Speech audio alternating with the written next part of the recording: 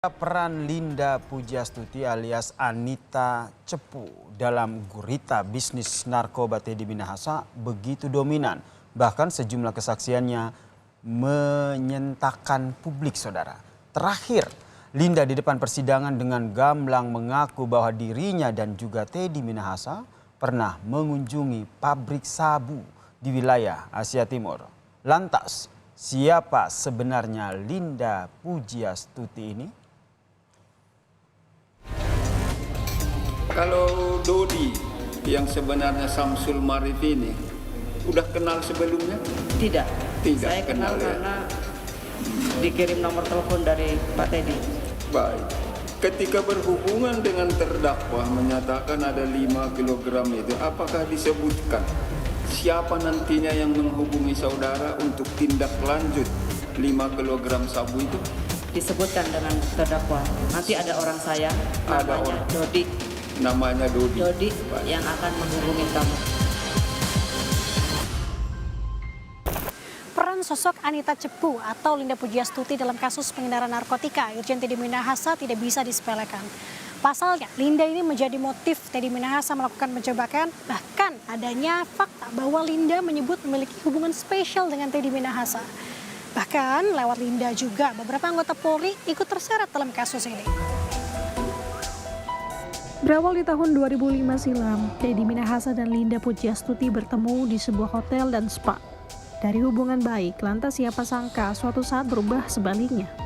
Pasca hilang kontak beberapa tahun, di tahun 2019 keduanya kembali berkomunikasi, di mana Linda memberikan informasi adanya penyelundupan narkoba mencapai 2 ton lewat jalur Laut Cina.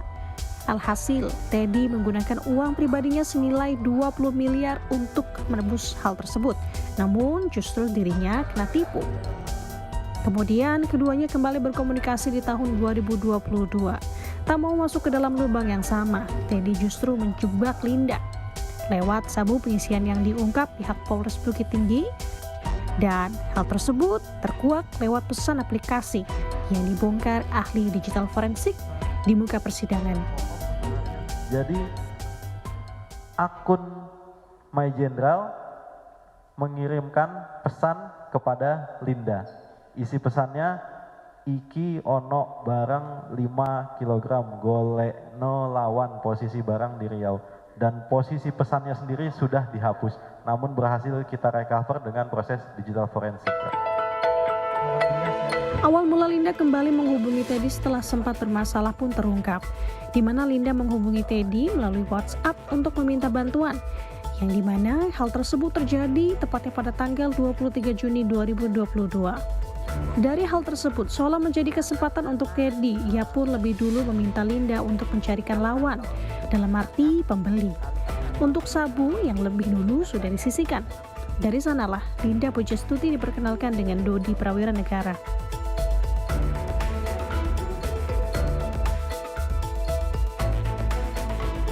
Dalam tenggang waktu itu di sekitar 23 Juni atau sebelumnya, apakah saudara tahu bahwa ada penangkapan dengan barang narkoba atau sabu di wilayah Sumatera Barat?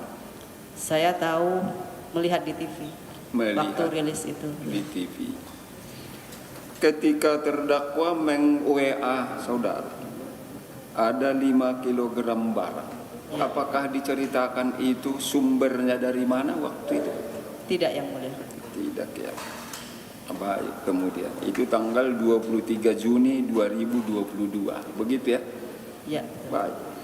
Kemudian datang yang bernama Dodi, ya, yang ternyata kemudian Doni ini Samsul Marif, kan ya. Begitu ya? Iya, betul ya. Kalau Dodi yang sebenarnya Samsul Marif ini udah kenal sebelumnya? Tidak. Saya kenal ya. Karena dikirim nomor telepon dari Pak Teddy. Baik. Ketika berhubungan dengan terdakwa menyatakan ada 5 kg itu, apakah disebutkan siapa nantinya yang menghubungi saudara untuk tindak lanjut 5 kg sabu itu? Disebutkan dengan terdakwa. Nanti ada orang saya, namanya Dodi. Namanya Dodi. Dodi Baik. yang akan menghubungi kamu. Baik.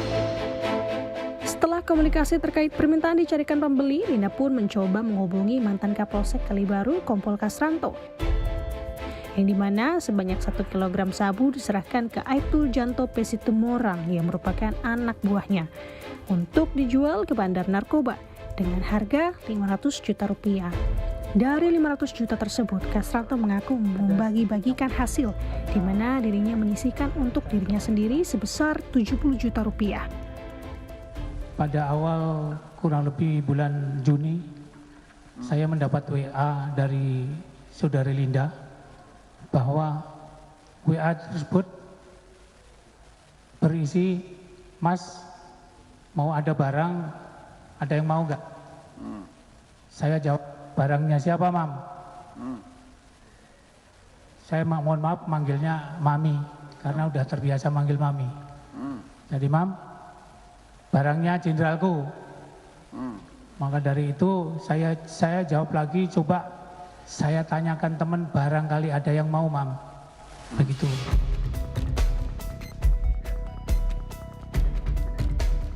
Di sisi lain, selain terkuaknya rangkaian kronologis kasus, terdakwa Linda juga memaparkan fakta yang mengejutkan.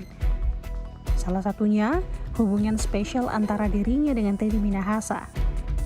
Bahkan, Linda mengungkap keduanya pernah pergi ke Taiwan untuk mendatangi sebuah pabrik sabu. Pertanyaannya, ke Taiwan itu dan ke pabrik dalam rangka apa?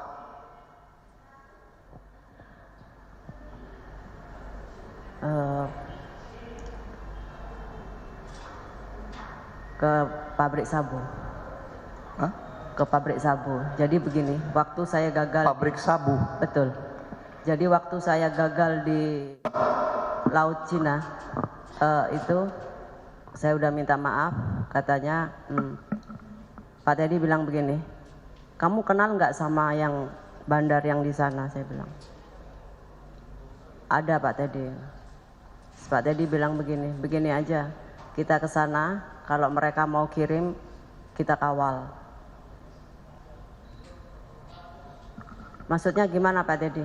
Ya, bilang aja buy one get one, katanya, bilang begitu. Ya, saya kasih telepon dulu ke sana, saya tanya dulu, katanya. Jadi kalau misalkan contoh mereka mau Mr. X misalkan mau kirim ke Indonesia 1 ton, jadi 1 ton kita lewat, 1 ton kita tangkap gitu. Tapi Pak Teddy-nya nggak mau, jadi kalau 1 ton kirim ke sini, Pak Teddy-nya minta fee 100 miliar. Berbagai fakta baru terkuak di muka persidangan. Tentu majelis hakim nanti yang akan menilai dan juga menentukan. Lebih dulu kita akan mendengarkan tuntutan yang akan disampaikan jaksa penuntut umum, terkhususnya untuk terdakwa Linda Pugiastuti yang akan digelar pada 27 Maret 2023 mendatang. Nanda Aprilia, Yanuar Ruslim, Kompas TV, Jakarta.